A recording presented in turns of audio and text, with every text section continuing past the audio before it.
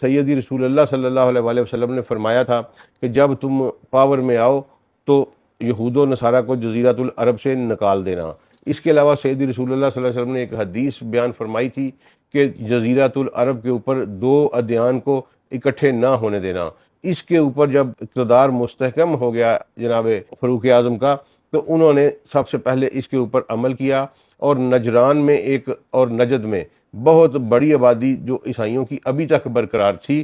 تو ان کو کہا گیا کہ پہلے انہیں دین کی دعوت دی گئی اور کہا گیا کہ ان کے اوپر دین کے معاملے میں سختی نہیں کرنی، جو کوئی مسلمان ہو جائے تو وہ ہمارا بھائی ہے، اور جو مسلمان نہ ہو اس کو انہوں نے جلا وطن کر دیا، لیکن زیادتی کوئی نہیں کی۔ دو آپشنز دیے گئے کہ یہ جتنی زمین ہے اس سے دگنی زمین جو ہے وہ عراق میں لے لے۔ کیپ ان مائنڈ کہ جناب عمر ابن الخطاب نے کرسچنز کو عراق میں منتقل کیا جزیرۃ العرب سے اٹھا کے، اور انہوں نے کہا کہ جتنی زمین کا وہ یہاں مالک ہے اس سے دگنی عراق میں لے لے، یا پھر اپنی زمین جتنی کا وہ مالک ہے اس کے مارکیٹ بیس جو ہے اس کی قیمت لے لے۔ اچھا، یہ اس کے تحت اور باقاعدہ